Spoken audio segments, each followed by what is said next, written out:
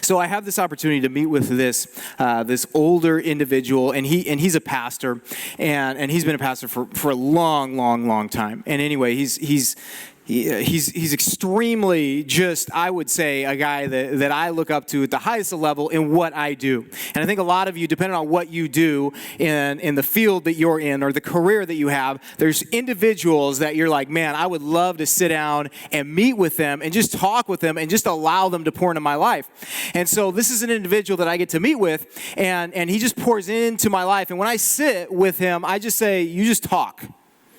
And I'm just going to listen, and then I'm going to ask some questions. But it's an opportunity, it's an honor for me to sit there and listen. Have you ever been in a conversation with people, and there's multiple people in this conversation, and they're talking about something, you're interested in that, but you don't really know anything about it, and so you just act like you know? Has that ever just caught you? I was hanging out. And we have an individual here who's like way high up in like the wine world. Okay, now wine is something that you either know a lot about or you're like Trader Joe's. Okay, there's like, and Trader Joe's is fine. That like supplied our wedding, okay? So that's fine. I'm not judging Trader Joe's. But when I was at this event and they're there and they start talking about wine. Now I know Jesus turned water into wine. That's about it, okay? And so they're talking about wine, and I'm really interested because it's very interesting when you hear about all the little things that go into it. And so I'm listening, and they do things like this, and so obviously I'm like, and I'm sure it's like spilling, and then oh yeah, totally, and I'm just going with it like I belong, right? And there's this saying called "fake it till you make it." Well, that's what I was doing. Okay, I didn't make it, but I was faking it. When it comes to wisdom and what we're going to talk about, it's okay to fake it till you make it, because that means you're actually applying wisdom. So everybody and anybody here tonight, just go, ah. And here's the thing. We're going to listen and hear from the wisest person to ever live. And so I'm just going to give you the history and the background into this. Now hang with me through the history as we begin this. And like I said, sometimes when you start talking about history, you either go, or if you love history, you're like, wow, that's interesting. I hope you say that's interesting. And if you're I hope you just hang with me, because we're going to get to the other stuff.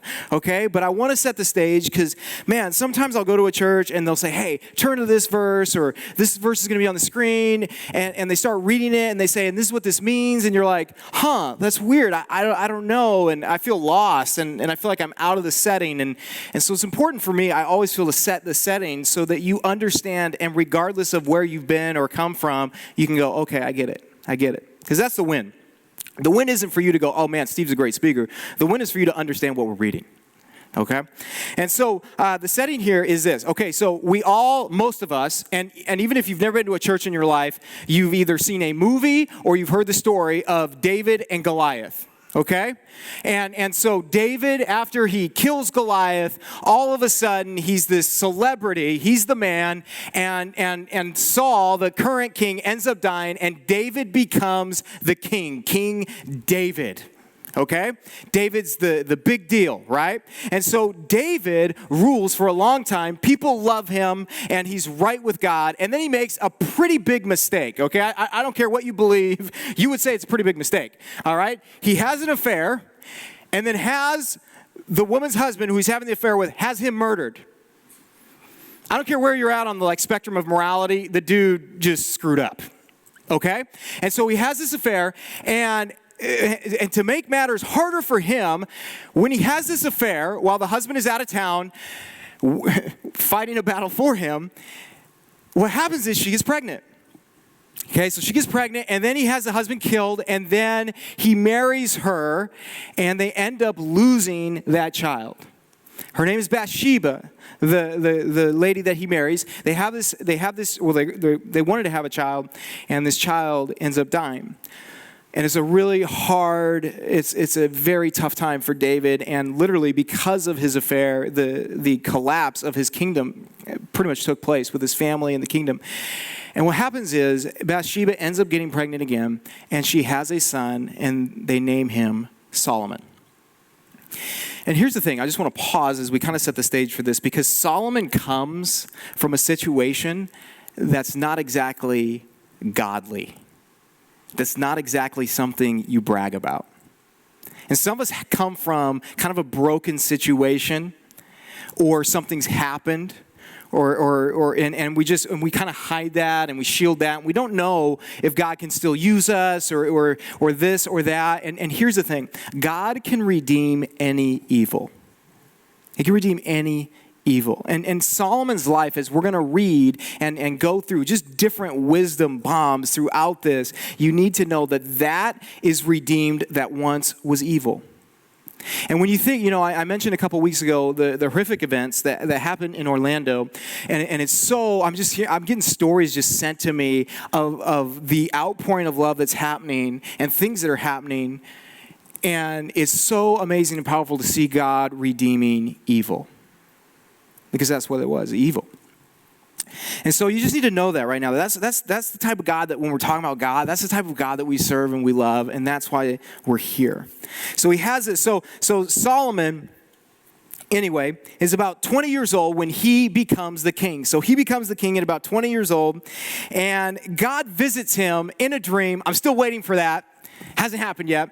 And I'm still waiting for him to ask Solomon, or for him to ask me what he asked Solomon. He says, Solomon, ask for whatever you want, and I'll give it to you. This is God, okay? This isn't like my friend, hey, I'll hook you up. Like this is God appearing. This is God who did all of this, except for the traffic, and he says, I'll give you whatever you want. I don't know about you, but I'm like, whoa, God? And then I'm like, God, you?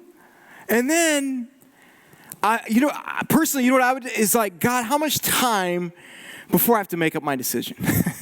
Because I want to think about this, right? Because if you live forever, then all of a sudden everybody you love dies, and that could be weird. Do you ask for wealth? Do you want to fly? I mean, there's so many things that you could ask for. And so Solomon asks for wisdom and says, God, I need your wisdom and I need a discerning heart as I try and rule at a young age. And God is so impressed with this young dude that he doesn't just give him wisdom, but he also throws in everything else, like everything. The richest man to ever live. Buildings, monuments, everything. And he says this as well. He says, there's never been and there never will be another person like you, and the wisdom that you have and the wealth that you have. And I don't know about you, but that's just like crazy. And then God says, if you walk with me, I'll prolong your life. I mean, you want to talk about hitting everything on the head that I go, man, I'd love to have this. Like God gives everything and more to this guy, Solomon. And so one of the things you just need to know is when we're reading Proverbs, like this isn't just like Steve's thoughts. It should be jacked up. This is like the wisest person to ever live. And then you combine that with it's of God, and it's like, oh my goodness, it's like all of us just like saying, speak to me, speak to me. And so he reigned from 971 BC to 931. So he had like a 40-year reign. And during his reign as king, he wrote 3,000 Proverbs. Okay? So he wrote down 3,000 Proverbs, and we're going to do all 3,000. I'm kidding. But he writes these 3,000, and then it takes 513 of the best. And that's what we get in the book of Proverbs. Is 513 of these Proverbs, the highest level thoughts from this guy who is the wisest man to ever live. Now, what are Proverbs? Okay, like you're like, okay, I get it. It's the name of the book. But what are Proverbs? Well, Proverbs in Hebrews, which in the Hebrew word, and you need to know what that means because the language is originally Hebrew. It means to compare. Okay, so when we read and talk about Proverbs that are in here, it's comparison, okay? When Jesus was on the earth, he spoke in what way? Parables, okay? Parables were short stories that he would teach, and it would be this short story, but he would use like real life events, and he would compare them and talk about it. And so people could relate. A proverb is just like that. It's just condensed. It's very small versus a full short story. And so that's what these are. And so we're going to look at these, and we're going to start in Proverbs chapter 1 and look at the purpose. It literally starts out with the purpose for this book. And so it's going to be on the screen. Proverbs 1, 1 through 7. It says, "These are the Proverbs of Solomon, David's son, king of Israel. Their purpose is to teach people wisdom and discipline, to help them understand the insights of the wise. Their purpose is to teach people to live disciplined and successful lives, to help them do what is right, just, and fair. These proverbs will give insight to the simple, knowledge and discernment to the young, and let the wise listen to these proverbs and become even wiser.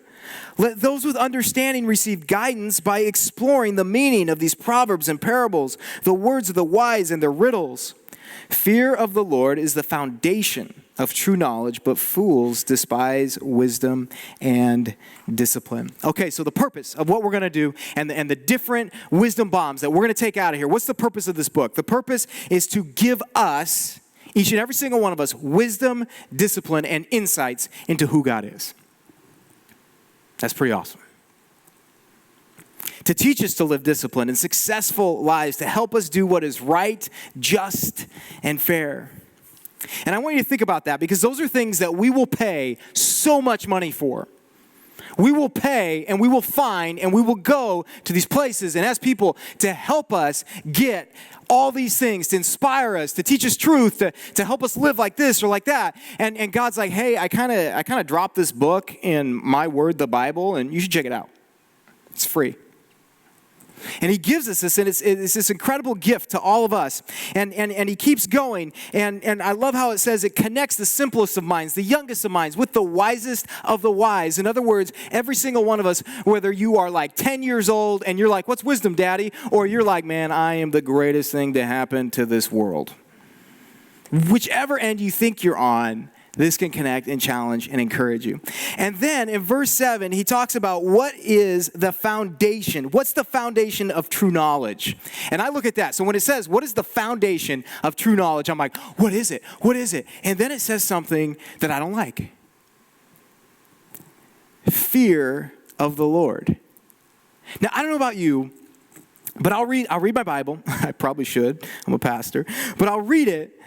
And I read in there over and over, like the fear of the Lord is the beginning of wisdom. The fear of the Lord will help you do this, and you should love the fear of the Lord. And I keep reading that, and I remember kind of growing up and reading that, and I associate it with like my dad's coming home to spank me, and that's God. And that's a good fear. I mean, it didn't feel good when I was a kid. But that's how I read that. And I go, man, like it's hard for me to associate fear and fearing someone with someone that I love. I mean, that's just not how Lindsay and I roll. It'd be weird. Like, I married her because I'm afraid of her.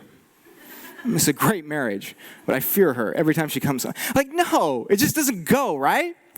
And so I read that and I go, well, this is a big deal. This is the foundation of like wisdom, of truth. And I see it throughout my Bible. And so I'm like, well, what does this mean? And I want to kind of just talk about this concept because it's so critical to the rest of the series and to today and for some of us in our lives. And I want to kind of just break that thought down for a minute because it is so important. And I hope this helps you, especially those of you that have heard this term before. In a couple weeks, there is an event coming to San Diego, and it's a huge event, and it's called the All-Star Game. Okay, it's the Major League Baseball All-Star Game, and it's coming to San Diego. I think the game's July 12th, okay? But it's going to be like a full 3 or 4 days of just craziness, and all the greatest athletes in baseball will be in San Diego, and all these celebrities and all this, and it's going to be in San Diego. It's a huge deal. The stadium's all getting ready and looking good, and it's this massive, massive event. Regardless if you like baseball or not, it's a big deal. I've heard and assumed that tickets for that event are kind of expensive. I've just heard that. I haven't looked, but I just assumed that, so I was like, well, I will not look, because why would I even tease myself with something that I couldn't get into? So I'm just like, I'm not going to go to that. I have a friend, and you should always have a friend, by the way. There's your wisdom bomb. I have a friend, and he has a great job. I would say pastor and then him. But anyway, he works for the brand Jordan, which is Michael Jordan's brand, which is a branch of Nike. And he works for them, and what he does is he represents all these famous athletes for the brand Jordan. Now, me and him get confused as twins all the time. He's 6'8" and black, and I'm, me and white, and about 5'10" on a good day. And so we get confused all the time.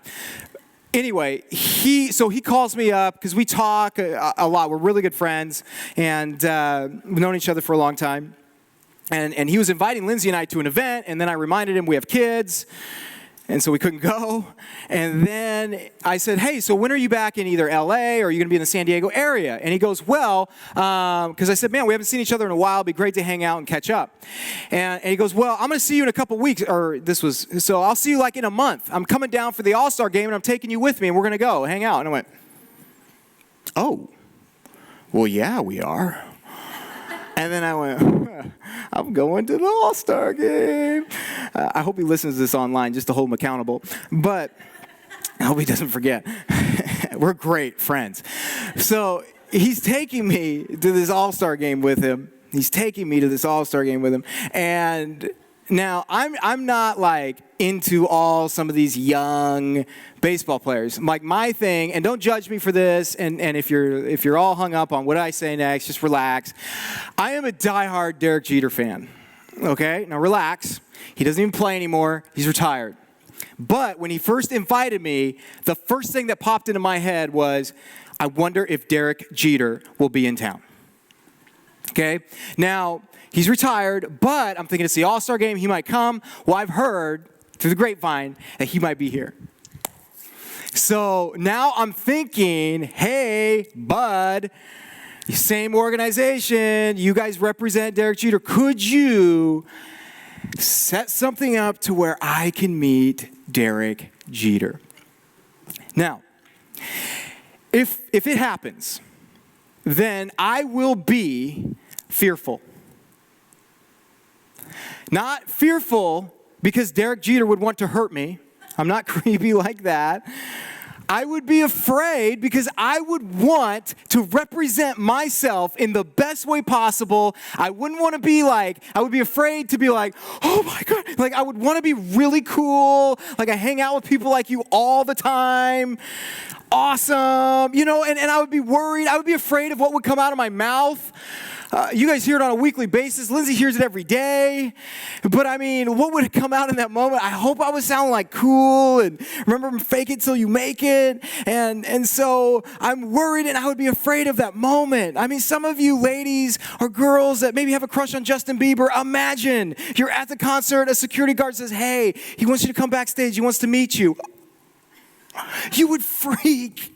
And then as you're about to go in to the room where he's at, you would go, oh my God. You would be afraid to go in there. And you wouldn't be afraid because Justin Bieber's going to hurt you. You'd be afraid because the moment, the awe, the just like, oh my goodness. For some of you, that's what it was like when you first called your now spouse. Or this girlfriend or boyfriend, and you get the number. And like the first time I called Lindsay, I was afraid, but I wasn't like, oh, I hope she doesn't punch me through the phone. Like I was just like, this is a bit like, man, I don't know what's going to happen. And I remember on the escalator in Cleveland as I come down and I'm about to see her, I was afraid because I didn't know what was going to happen. But I was like, oh my goodness, this moment. Listen, something has happened in Christianity, we'll just call it Christianity, in this weird world that we live in. And somewhere along the line, we've said, hey, let's make God cool. Let's make him relevant, because he needs to be relevant. Jesus is our homeboy. He's our buddy.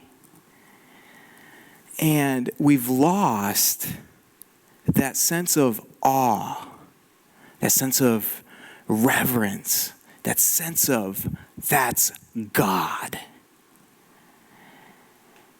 And we've misplaced that. And some of us have had that moment. Like some of you, you're like, man, that was like my moment when I like realized for the first time that like God is real and that he loves me. And I just started thinking about how big he is. And he's the God of this universe, which is currently expanding. And he's done all these things. And I realized that for the first time. And it was just like, oh my goodness.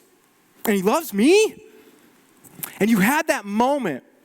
But for whatever reason, so many times now in our circles, when I hear people talk, it's almost like God is like this human that just hangs out. It's like the way people talk, and it's just like, oh yeah, well God, and da-da-da-da, and yeah, Jesus is cool like this, and da-da-da-da. And I'm like, really?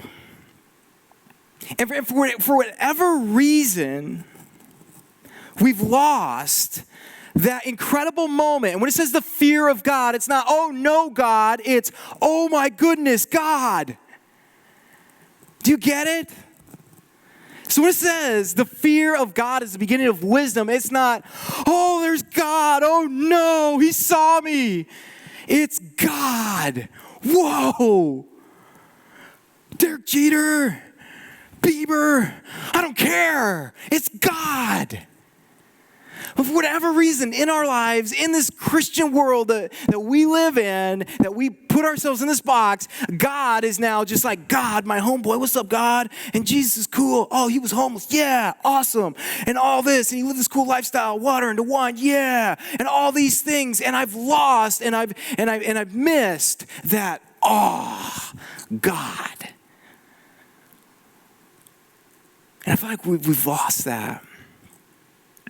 And I just love, as I was reading this, it just nailed me because like, as I'm reading this, I'm thinking, oh, I'm going to go meet Derek Jeter maybe, or this or that. And I find this excitement, this fear that's just like, oh, and I go, where is that at with God? Where is it? I want my jaw to drop again. I want that ability where you're just frozen. I want to be knocked to my knees. I want those tears of just like uncontrollable like joy. That moment, that again, of realizing my condition and that he loved me so much.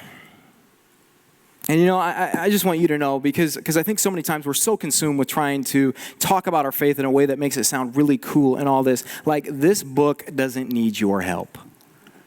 Like, let's just be honest. Like, and I don't stay up at late. Like tonight, I'm not gonna go home and go, man, I hope Jesus sounded cool. I hope this Bible sounded so cool. I hope they're just like, wow, this is cool. I don't think about that at all. I'm just thinking, man, I hope I didn't get in the way of this book. And I hope I just revealed more of who he is. Because all you need to do is get out of the way and let him be God, and people will be amazed. But so many times we get our agenda and how, man, I better talk about him like this and all that. Just talk about that encounter you had with him, because whenever someone talks about this incredible encounter where their life changed forever, where they had this jaw-dropping moment, or they experienced this joy they'd never had, I don't care if I agree or disagree with them, I listen.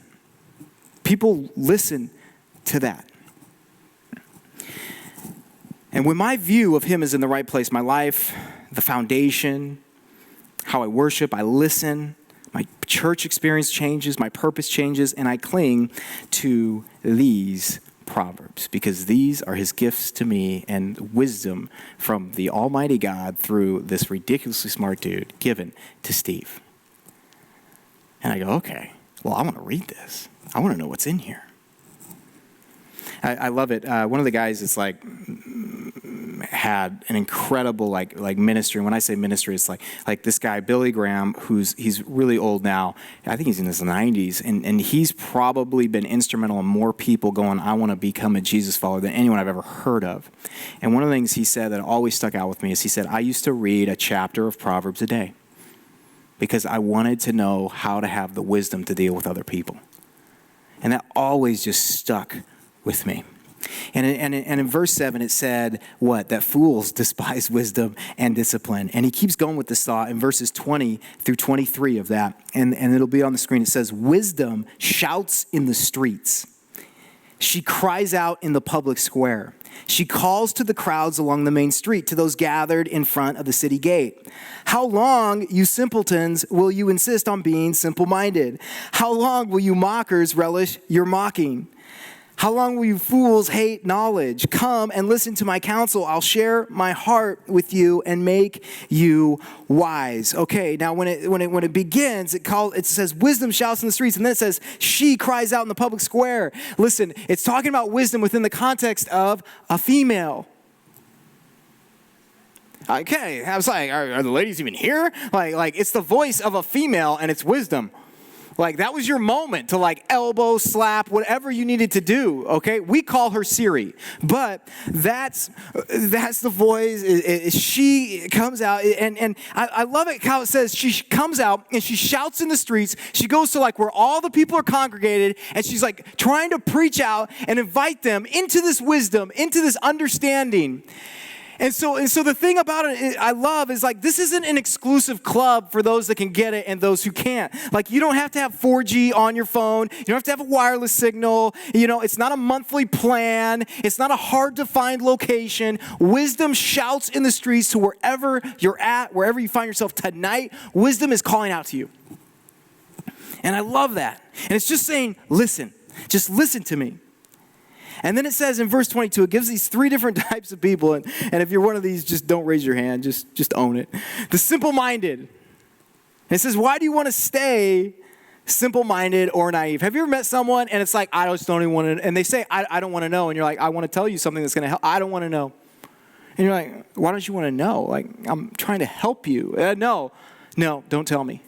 And it's like, they just want to do their thing, and they don't want to, like, get smarter or know how to do what they're doing more. They're just like, nope, I do it this. And it's like, okay, stay simple-minded or naive. And it says, how long are you going to do that? To the mocker, now we call them haters. And you could just sing the song, you know. The hater's going to hate. Well, how long are you going to do that? Like, how long are you going to hate on this stuff? How long are you going to hate on this wisdom that God has given to you? And then the third, it talks about the mocker, or the fool, it says. To the fool, how long will you hate knowledge and the truth? Like, you are a fool if you don't want to know the truth and you don't want wisdom. I know a lot of people that they're like, I just don't even want to know the truth. And I'm like, what do you mean? Like, that gets me up in the morning. Why don't you want that? He says, come and listen and you will become wise. And then Proverbs goes out of its way many times to talk about wisdom, but we're just going to break down a couple more. And it says in Proverbs 8, 6 through 8, it says, listen to me, for I have important things to tell you. Everything I say is right. For I speak the truth and detest every kind of deception. My advice is wholesome. There is nothing devious or crooked in it. Okay.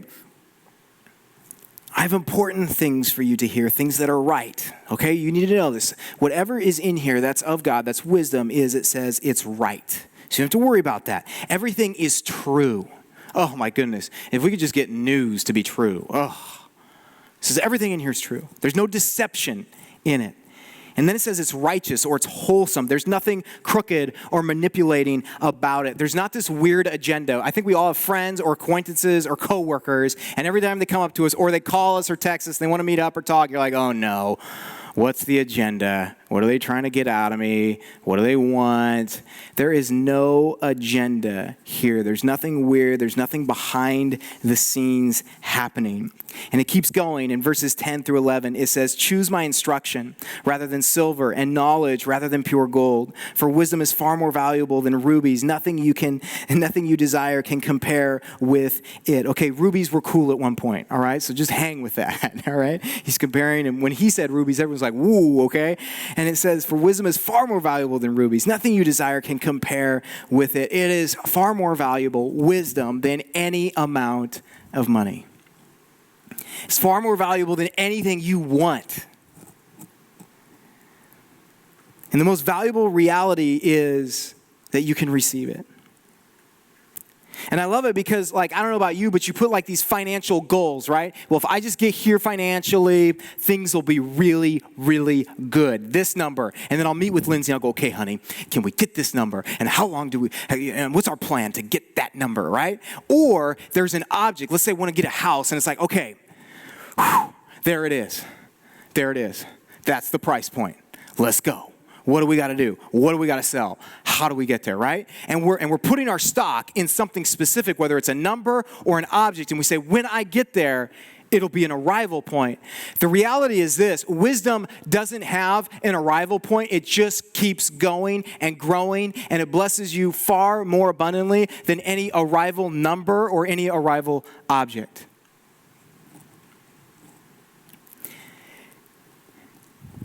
And then in the last verses that I'm just going to read to us tonight, it says in Proverbs 8, 17 through 20, when it continues this thought, it says, I love all who love me. And it's talking about wisdom.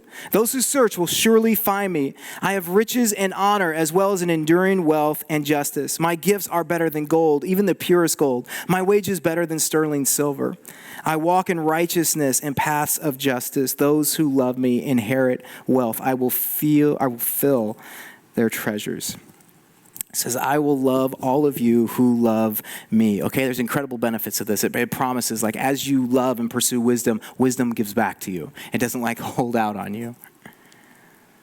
And I love it says you, as wisdom is talking, it's saying, I have riches, inherit wealth, and in this enduring wealth, I will fill the treasuries of individuals that pursue me. This is wisdom talking. And I go, well, that sounds good. What is that? What is this wealth, these riches that you speak of, that you're going to fill the treasuries? And I'm like, here's my account number. Let's go. Add some zeros, God. But I look at that, and you know, the treasuries, it could be something specific here and now, but like your marriage, like you could be blessed in an incredible way in your marriage as a result of wisdom.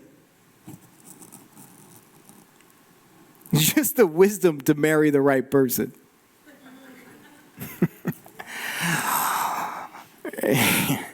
Can we get all the divorced people? No. But think about it.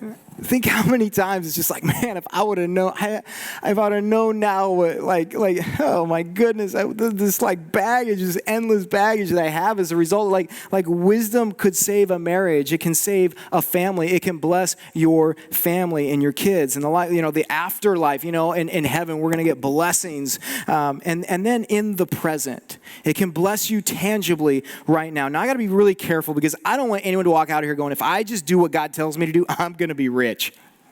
Although I should say that because I think the church will grow a lot quicker. Okay, but I'm not going to say that because that's not what he's talking about, right? But I'll say this. It's not wrong, first of all, to be wealthy. Okay, because many times we celebrate people because they're not wealthy, right? Or we over-celebrate because they are. And so I just want to say that very clear. It's not wrong to be wealthy. And many times, accumulating wealth is a result of what? Some wise decisions. I want you to think about that because a lot of times we go, man, why do they get this or that? There's a lot of times there's wisdom in the decisions and the choices that they've made. Wisdom that are gifts to us in this book. You think about decisions like with investing. I know a lot of people that are very wise in investing. Saving. Just do that. Many people are very wise in saving. Budgeting. If you are very good, I walk through this, and any couple I'm going to marry, I'm like, man, if you establish and set a budget, you have no idea how much that'll bless you. And if you stick to it. Many wise people do that. And guess what happens? Tangibly, they have more finances. Wise hires. I mean, how many of you have hired the wrong person and you're like, oh my goodness, how do I get them away? And you just have to pay them off. It's horrible. Wise career moves. How do you make the decision? And what qualifies as the right one and the wrong one? Gives us wisdom. Wise friends. A lot of us become the product of who we're around, and many people that have wisdom and have been blessed are hanging out with other people that are hanging out and trying to do the same thing, and they're headed in the same direction, and they refine and help each other. And that comes back to just being wise.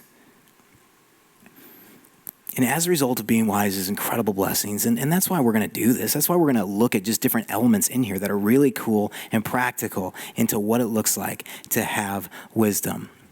But I want to kind of go back to the core, to the foundation of what it said. Because the foundation, it said, what is at the foundation? It's this fear, it's this reverence, it's this awe of God. I'm reading this book, and it's by a guy who's a lot older. Well, he's dead, but his name's A.W. Tozer. I was going to say he's a lot older than me, but yeah, he beat me by a long time, okay? And he's been dead for a while, but he has incredible writings. And this is going to be some older language, so just chill, just hang. And he writes this prayer in this book. It's just a prayer that he had, and it just totally just nailed me as I read it. And I'm just going to read it to you, and just think about this. It says, and this is a prayer, "Our Father in heaven, liberate me from myself and make me aware of the gulf between thee and me. Lead me down the path to right that which is wrong, and lead me into the way of reformation. I need a great move in my heart of the blessed Holy Spirit. Restore the fragrance of thy presence. Amen." That last part there just like hit me. It says, restore the fragrance of thy presence. Do you know that every single one of us has a smell? Some of you are married and you're like, yeah, I know. We all have our own unique smell. I didn't realize this till I was about 6 years old, and my grandpa would come over, and I would be like, "Oh my goodness, Mom." And I just associated my grandpa's smell with every old person, and it was horrible. It's not every old person, but that's just, I grew up and I remember his smell distinctly. And when you think of, we all have this smell, and if you're married, you totally know exactly what I'm talking about. And or if you're in a really intense, strong relationship, you know what I'm talking about, to where it's like they just have this smell. And what we do is we search the globe in search of that body wash or that cologne or that perfume that complements my personal smell and doesn't contrast my personal smell. And so we do that to make it smell even better and this and that. But one of the things that there was a time where I was traveling a lot more often than I am now, and one of the things I remember when I would be in a hotel, and it would even be just a nice hotel, but I remember if I had been gone from Lindsay for a while, I remember what made a hotel is I would put my head on the pillow on the bed and I wouldn't smell her. In a good way. And that smell that she has, is specifically hers, I start to like miss that. And even today, if I'm speaking at a camp or something, or this or that, and I put my head on the pillow, and I find myself after a couple days just going, man, I miss that smell. I miss that because it represents my wife. It represents this incredible love that I have for my wife, and it represents me at my best, which is complete, which is her in the picture.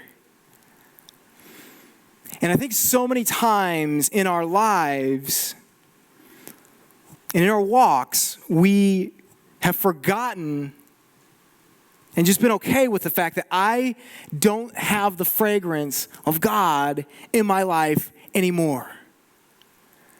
It's not there anymore. I don't smell it. I don't sense it. And things do feel off. If you really dig under the surface, things feel off, but it's just not there. It's not that reality. It's not like what we were talking about, that awe-inspiring moment, that time where you just go, wow, God, you are God.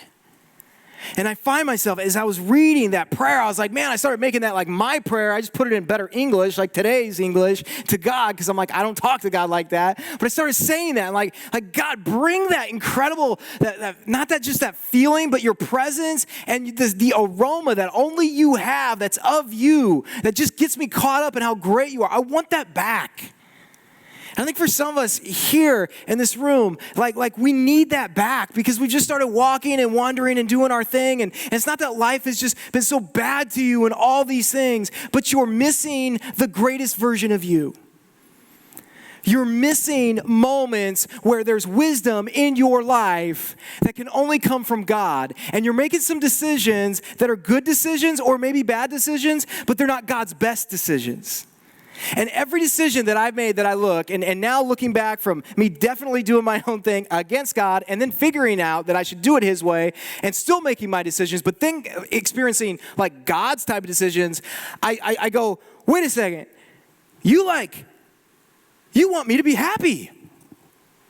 And it was like a moment. It was like it transformed my life. Like I remember like the first time, and I always tell kids this, when I was like, you should date Christians. And I went, oh, because all the Christian girls I knew were just blah. And I remember the first Christian girl I ever dated. And my parents were always like, date a Christian girl. And I remember I went, oh my goodness, is this it? This is life? And I remember she just complained about everything. And I was like, you're a Christian? I thought, you got God. Why are you complaining? But then he brought my wife, and I looked, and I saw it, and I experienced, and I went, man, God, you love me so much. And then I remember, I just saw this guy at this party the other day, and he goes, Steve, last time I was with you, we were in a car, and you were like, kids, no way. He goes, and here you are at this party, and you've got 2 of them. He goes, this is a little funny for me. I said, it's a little funny for me too. But all of a sudden, I've got these kids that, and a lot of you know me, like I was never like, oh, let me hold your kid. Like some of you are like, you see a kid and you're like, oh my goodness. Like I was always like, I love holding your kid. Where are you? Here. But then I've experienced it. And when I experienced that moment and the birth, it just changed everything in my life. And you know what? These moments that we have in this life, they point to an incredible God that loves you. And the reality is we have started to replace the awe, the reverence, the amazingness of God and just started to humanize him. And he says, listen, you want the beginning of wisdom. You want the beginning, the foundation of it. It's get back the awe of God. Get that back. Let's pray. God, we just thank you for being this God that is so huge, that created all of this, that is still showing more of himself. God, you keep, the more we study, the more we look at history, the more we study science, we're just more blown away. We're not like, oh, this is it. We continually are amazed at this incredible thing, this world, this universe, and it points to this incredible God. And the thing that just drops me to my seat is the thought that God chose and loves me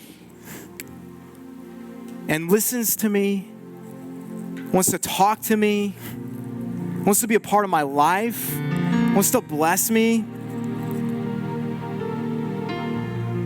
And God, I get so caught up in my life that I don't even miss that anymore. I'm just so caught up in doing my thing. And as I read the prayer and I think about the fragrance, Lord, it's been missing. And I want it back. And so God, I pray that you would bring some of us back to that moment, back to that point where we're just in awe of you, and that was enough and that was okay. We didn't have to make you cooler. We didn't have to give you these different names. We didn't have to try and change our messaging. It was just, this God is amazing. And he's changed my life. And so Lord, just get us back to your feet. I pray that your fragrance would be so thick in this room and just in our hearts and our lives right now that we would have no choice just to go like, God, wow, I love you. I love you. And for some of us right now that just have never received your love, I pray that we would do that. And I pray that you would remove the misconceptions, the things that are publicized about Christians and what it means to follow Jesus. I pray that you would remove all that and bring us back to the reality of what it really means. It means to receive an incredible free gift of salvation, a gift that I had no business getting, a gift that I couldn't earn, and yet Jesus Christ came and built a bridge to me and to each person in this room. And so, Lord, I pray that we would receive that. And I pray that that would be the foundation for the wisdom that you want to give us in this life. In Jesus' name, amen.